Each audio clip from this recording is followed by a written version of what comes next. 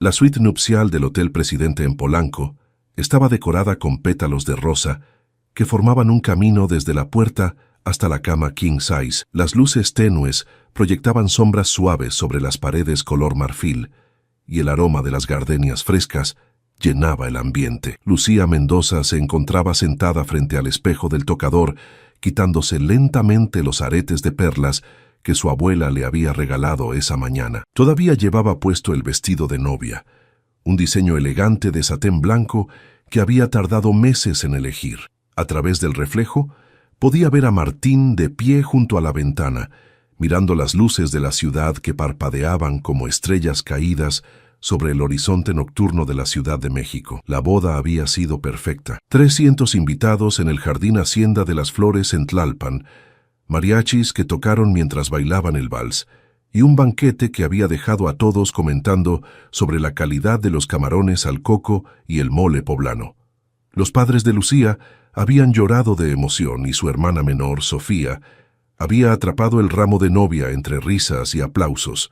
Todo había salido exactamente como lo habían planeado durante año y medio. Pero ahora, en la intimidad de aquella habitación lujosa, Lucía sentía un peso extraño en el pecho, una incomodidad que no lograba identificar. Martín Torres había sido el novio perfecto durante los 3 años que llevaban juntos. Trabajaba como arquitecto en una firma prestigiosa en Santa Fe, era atento con su familia y siempre había sido cariñoso y detallista. Le llevaba café a la oficina, donde ella trabajaba como diseñadora gráfica. Recordaba fechas importantes y la hacía reír con sus imitaciones de políticos y comentaristas deportivos. Sus amigos los consideraban la pareja ideal, y Lucía había creído firmemente que habían construido una relación sólida basada en la confianza y la comunicación. Sin embargo, en las últimas semanas, algo había cambiado. Martín se mostraba distraído. Revisaba su teléfono con más frecuencia de lo normal y en varias ocasiones había salido a atender llamadas que describía como asuntos del trabajo. Lucía había intentado conversar con él al respecto, pero Martín siempre desviaba la conversación o la tranquilizaba con besos y promesas de que todo estaba bien, que solo estaba estresado por los preparativos de la boda y un proyecto importante en la oficina. Esa noche, después de la recepción, habían llegado al hotel cerca de la medianoche. Lucía esperaba que la tensión que había sentido se disolviera, que la magia de convertirse en marido y mujer borrara cualquier duda. Pero Martín parecía inquieto. Se había aflojado la corbata apenas entraron a la suite. Había servido 2 copas de champán que apenas probaron, y ahora estaba en silencio junto a la ventana, con las manos en los bolsillos del pantalón del traje. Lucía terminó de quitarse las joyas y se dirigió al baño para cambiarse. Se puso un camisón de seda color marfil que había comprado especialmente para esa noche en una boutique de la Condesa. Cuando regresó a la habitación, encontró a Martín sentado en el borde de la cama, mirando su teléfono móvil con una expresión tensa. La luz azulada de la pantalla iluminaba su rostro, acentuando las líneas de preocupación en su frente. ¿Está todo bien?, preguntó Lucía, acercándose con cautela. Su voz sonó más pequeña de lo que había pretendido. Martín levantó la vista bruscamente, como si hubiera olvidado que no estaba solo. Sí, todo bien, solo revisando unos mensajes del trabajo, respondió rápidamente, guardando el teléfono en el cajón de la mesa de noche con un movimiento casi furtivo. Lucía sintió un escalofrío que no tenía nada que ver con la temperatura del aire acondicionado. Martín, es nuestra noche de bodas. ¿Podemos olvidarnos del trabajo por esta noche?, sugirió, intentando sonar juguetona, aunque la ansiedad comenzaba a enroscarse en su estómago como una serpiente. Tienes razón, perdóname, dijo él, esbozando una sonrisa que no alcanzaba sus ojos. Se puso de pie y la abrazó, pero el gesto se sintió mecánico, desprovisto de la calidez que solía caracterizar sus abrazos.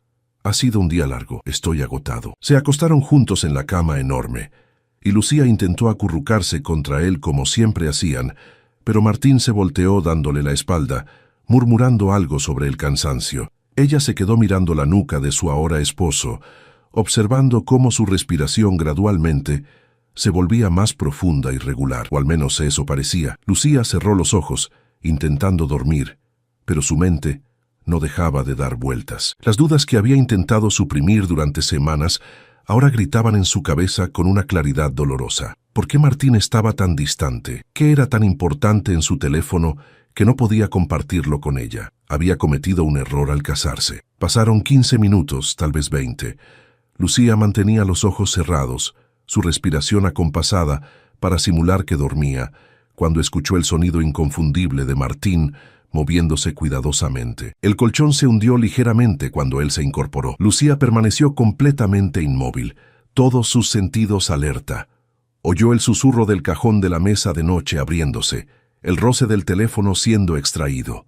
Entonces Martín habló, su voz apenas un susurro áspero que cortó el silencio de la habitación como un cuchillo. Ya está dormida, puedo hablar. El corazón de Lucía comenzó a martillar contra sus costillas con tanta fuerza que temió que Martín pudiera escucharlo. Mantuvo los ojos cerrados, su cuerpo rígido bajo las sábanas de algodón egipcio. No fue fácil, continuó Martín después de una pausa, claramente respondiendo a alguien del otro lado de la línea. Toda la maldita ceremonia pensando en ti. Cuando dije acepto, estaba imaginando que eras tú quien estaba frente a mí, no ella. Lucía sintió que el aire abandonaba sus pulmones. Cada palabra era un golpe directo a su pecho. Quiso abrir los ojos, sentarse, confrontarlo, pero una parte de ella necesitaba escuchar más. Necesitaba conocer toda la verdad, por devastadora que fuera. Lo sé, mi amor, lo sé, susurraba Martín con una ternura que Lucía no había escuchado en su voz durante meses. Pero ya hablamos de esto. Necesito la estabilidad que ella me da. Su familia tiene las conexiones que necesito para el proyecto del centro comercial en Querétaro. Una vez que esté asegurado, una vez que tenga el contrato firmado y el dinero en mi cuenta, podré dejarlo todo, te lo prometo. Hubo otra pausa larga. Lucía podía escuchar su propia sangre rugiendo en sus oídos. 6 meses, máximo 1 año, continuó Martín. Solo necesito que este matrimonio parezca real por ese tiempo. Ya convencí a su padre de invertir en la firma. Una vez que el proyecto esté en marcha y yo tenga mi parte asegurada, pediré el divorcio. Diré que no funcionó, que nos casamos muy rápido, lo que sea. Y entonces tú y yo podremos estar juntos de verdad, Valeria. Como siempre debimos estar, Valeria. El nombre resonó en la mente de Lucía como una campana fúnebre. Valeria Ochoa, la colega de Martín que había conocido brevemente en una cena corporativa hace 6 meses. Una mujer alta, de cabello negro y labios rojos, que había sido cortés pero distante. Martín había mencionado que trabajaban juntos en algunos proyectos, nada más. Lucía nunca había sospechado nada. Te amo, dijo Martín con una intensidad que hizo que Lucía quisiera gritar. Eres tú a quien amo. Esto es solo temporal, lo juro por mi vida. Pronto estaremos juntos en ese departamento en la Roma que vimos. Te llevé ahí la semana pasada, ¿recuerdas? Ese será nuestro hogar real. La conversación continuó por unos minutos más, pero Lucía apenas podía procesar las palabras. Su mente era un torbellino de imágenes. Martín diciendo sus votos frente al altar, su padre entregándola con lágrimas en los ojos, los brindis celebrando su amor eterno. Todo había sido una mentira, una farsa, cuidadosamente orquestada. Finalmente, Martín se despidió con susurros dulces y guardó el teléfono. El colchón se movió cuando se recostó nuevamente, esta vez volteándose hacia Lucía. Ella mantuvo su actuación respirando profundamente, su rostro relajado a pesar de que por dentro se estaba desmoronando. Sintió los ojos de Martín sobre ella durante un momento que pareció eterno. Luego él suspiró, un sonido cargado de alivio, y finalmente se acomodó para dormir.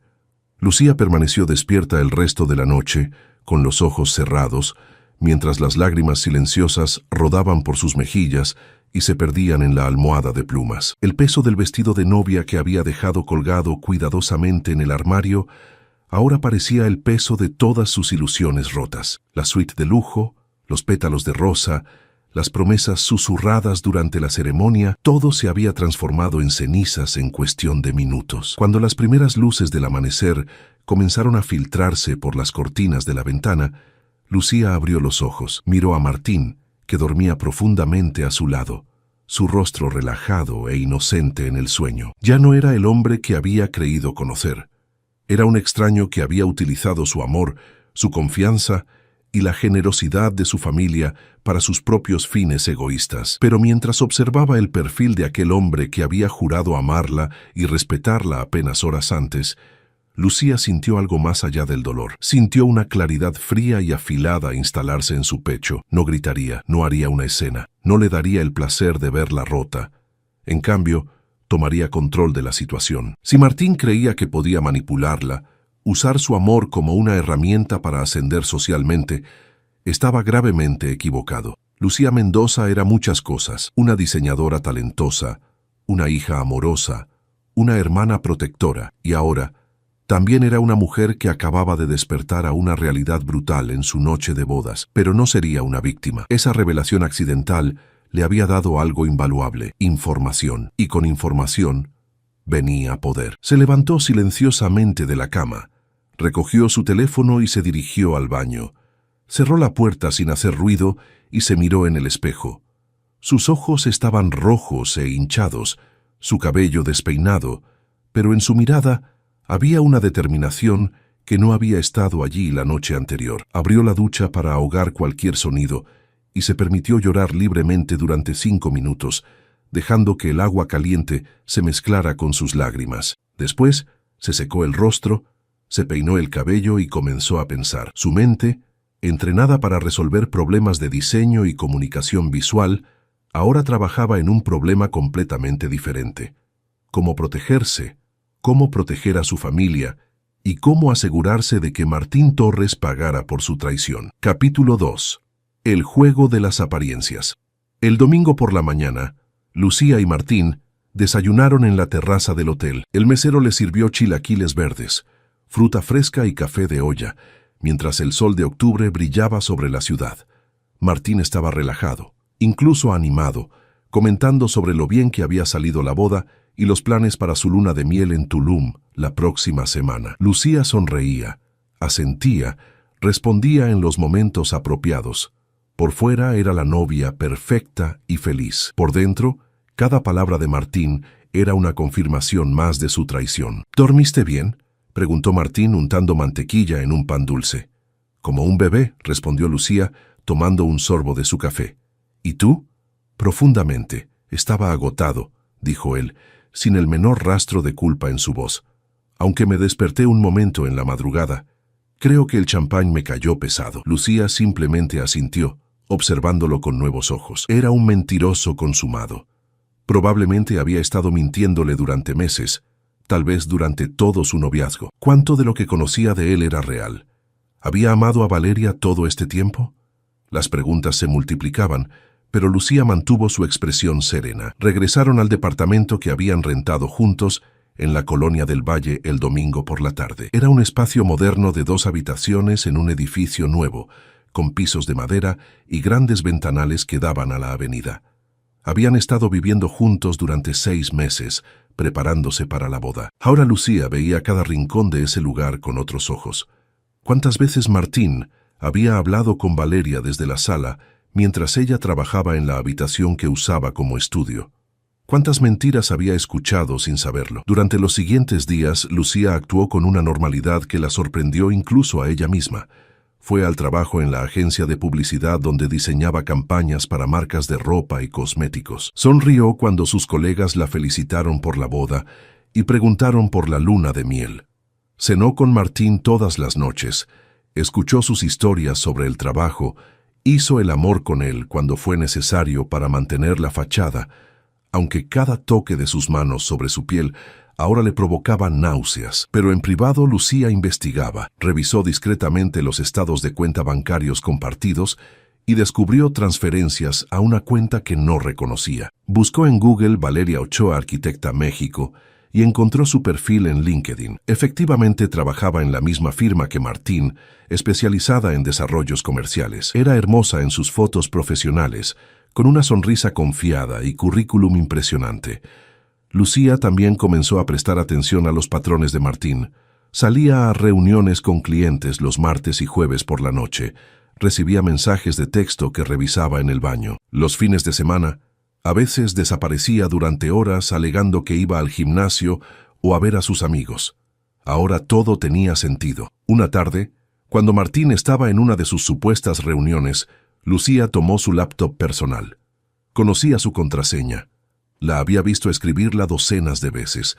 encontró una carpeta oculta en sus documentos llamada Proyecto QRO. Dentro había correos electrónicos impresos en PDF que confirmaban sus peores sospechas. Había mensajes entre Martín y su jefe, discutiendo el desarrollo del centro comercial en Querétaro, un proyecto de varios millones de pesos. Había emails con el padre de Lucía, Ricardo Mendoza, quien había aceptado invertir 2 millones de pesos en la firma de arquitectura después de que Martín se convirtiera oficialmente en su yerno. El dinero se había transferido 3 días después de la boda, y había mensajes a Valeria, docenas de ellos, llenos de promesas de amor eterno y planes futuros que incluían viajes a Europa y una vida juntos, una vez que resolviera el asunto con Lucía. Lucía imprimió los documentos más comprometedores en la impresora del estudio de Martín, los guardó en una carpeta que escondió en su auto y eliminó cualquier rastro de su búsqueda en la computadora. Su corazón latía con furia, pero sus manos eran firmes. Ya no estaba devastada. Estaba furiosa, y la furia le daba claridad. El jueves por la noche, durante la cena, Martín mencionó casualmente que tendría que viajar a Querétaro el próximo lunes para supervisar el inicio del proyecto. «Serán solo 2 días», dijo, sirviéndose más arroz. «Lamento tener que viajar tan pronto después de la boda, pero es importante para mi carrera». «Para nuestra carrera», corrigió Lucía suavemente. «Ahora estamos casados. Tu éxito es mi éxito». Martín sonrió complacido. «Exactamente. Por eso te amo, Lucía. Siempre me entiendes». Lucía asintió y cambió de tema, preguntando sobre los detalles del viaje, mientras por dentro planeaba su siguiente movimiento. Si Martín iba a Querétaro, probablemente significaba que tendría tiempo a solas para investigar más, para hablar con las personas correctas, para construir su caso. El viernes, Lucía almorzó con su hermana Sofía en un restaurante de comida japonesa en La Condesa. Sofía tenía 23 años, estudiaba Derecho en la UNAM, y era la persona en quien Lucía más confiaba en el mundo. Habían crecido siendo muy unidas, compartiendo secretos y apoyándose mutuamente en cada crisis. «Te ves cansada», observó Sofía, estudiando el rostro de su hermana mientras compartían un plato de sushi. «¿Todo bien con Martín? ¿La vida de casada es tan agotadora?» Lucía había planeado mantener todo en secreto, manejar la situación sola, pero al mirar los ojos preocupados de su hermana, sintió que las compuertas se abrían. Necesitaba a alguien en su esquina. «Sofía, necesito contarte algo, y necesito tu ayuda». Durante la siguiente hora, Lucía le contó todo. La confesión que había escuchado en la noche de bodas, las mentiras, Valeria, el dinero de su padre, los planes de divorcio de Martín. Sofía escuchó en silencio, su expresión pasando de la sorpresa al horror, y finalmente a una ira fría que reflejaba la de Lucía. «Ese maldito hijo de puta», siseó Sofía cuando Lucía terminó. «Voy a matarlo, voy a cortarle las pelotas y se las voy a dar de comer». «No vas a hacer nada de eso», dijo Lucía firmemente, «pero sí vas a ayudarme. Necesito saber mis opciones legales.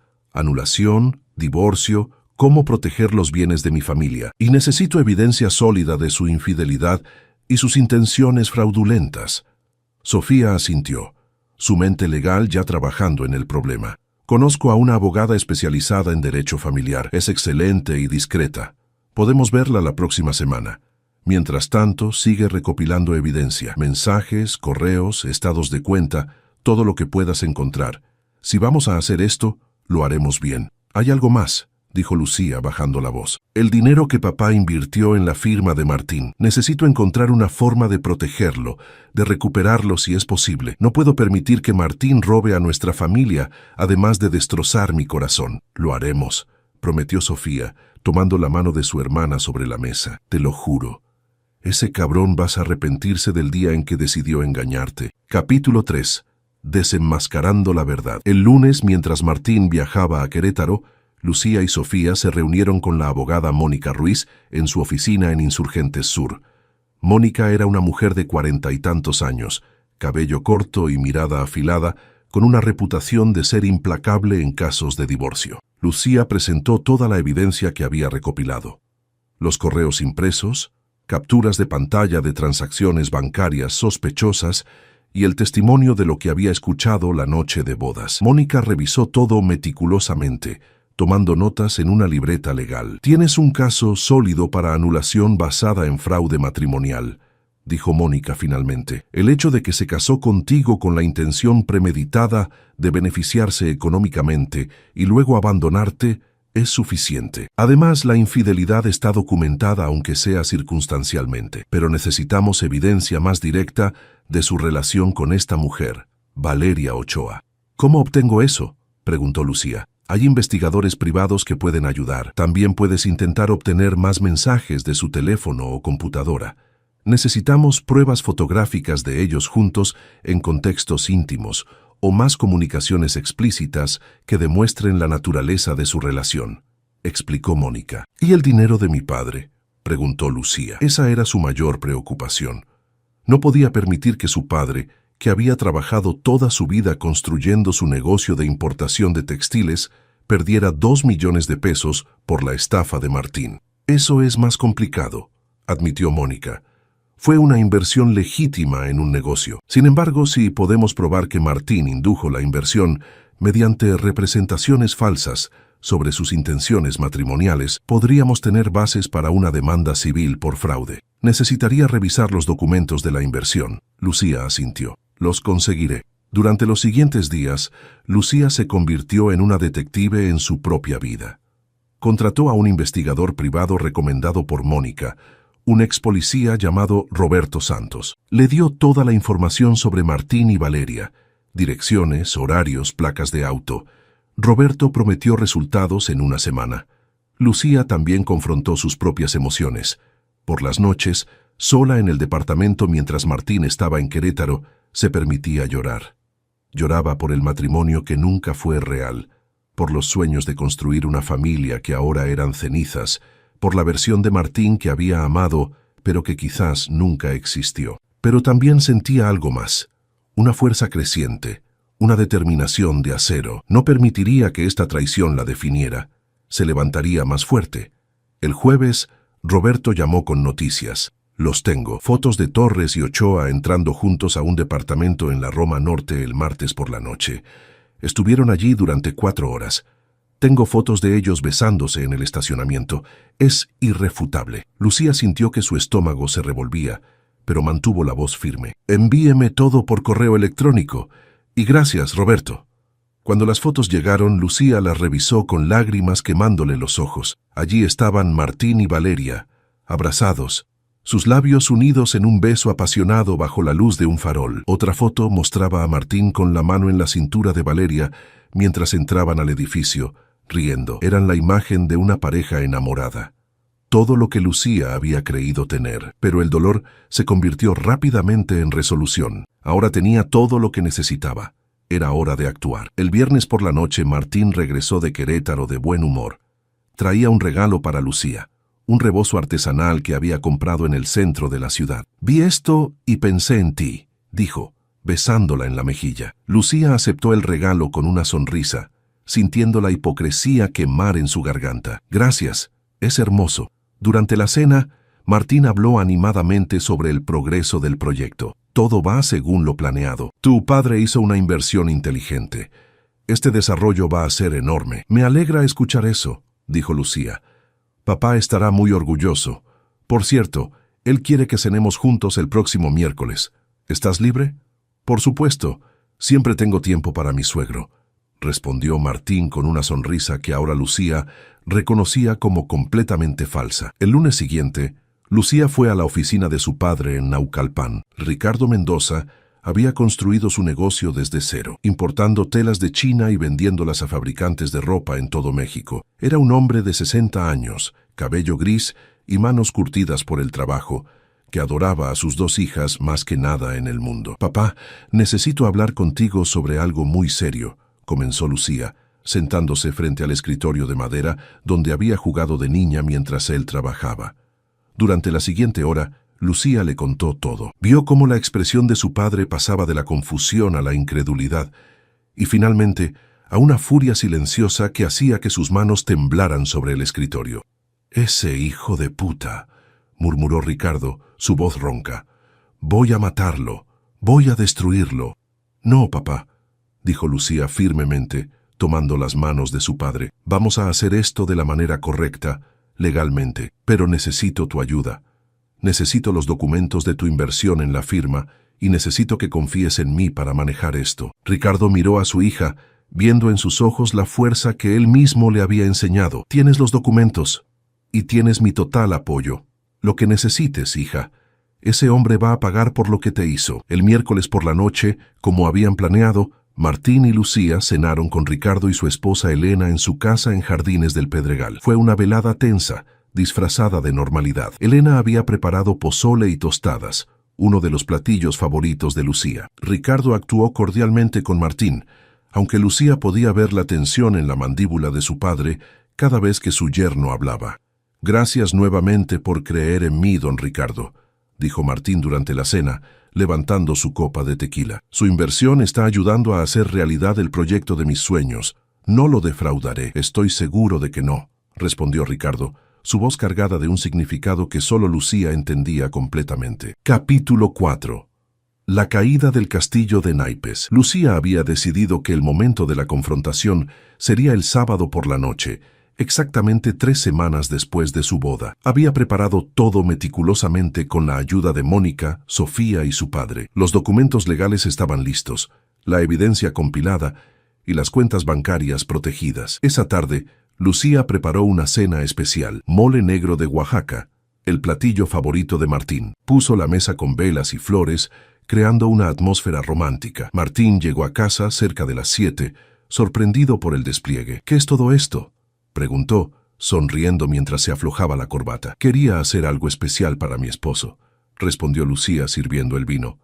«Celebrar nuestras primeras 3 semanas de matrimonio». Durante la cena, conversaron amablemente.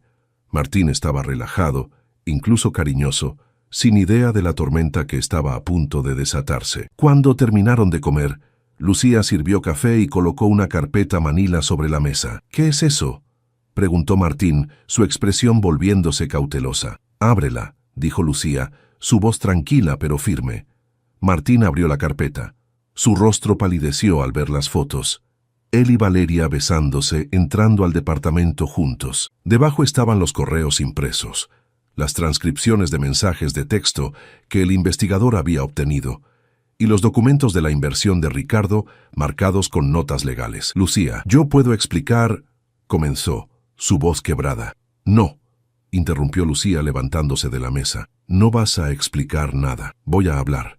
Y vas a escuchar. La noche de nuestra boda, fingí estar dormida. Escuché cada palabra de tu conversación con Valeria. Escuché cómo le decías que me estabas usando, que solo te casaste conmigo por el dinero de mi familia, que planeabas abandonarme en 6 meses o 1 año. He estado viviendo con ese conocimiento durante 3 semanas, actuando como la esposa amorosa, mientras tú continuabas tu farsa». Martín se puso de pie, intentando acercarse a ella, pero Lucía levantó una mano. «No te atrevas a tocarme. He recopilado toda la evidencia de tu infidelidad y tu fraude. Mañana, mi abogada presentará los papeles de anulación basándose en fraude matrimonial. También estamos preparando una demanda civil por las representaciones falsas que hiciste para obtener la inversión de mi padre. Lucía, por favor, podemos resolverlo.